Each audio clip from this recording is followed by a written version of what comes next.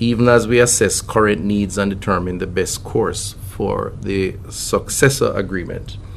Having been here for so long, we have seen the benefits of the program. We're very thankful as a country, as a people, for those benefits. But like everything else, we assess, we determine what's the best modus operandi in terms of moving forward. If we need to restructure, we do that. Patients also benefit from lab services, optometry, clinical and ophthalmic services, so a range of services. This year alone, and to show again the success of the program, some 2,695 surgeries have been performed, 1,255 diabetic retinopathy laser, 854 cataract surgeries, 409 pterygium surgeries, and 179 anterior segment laser.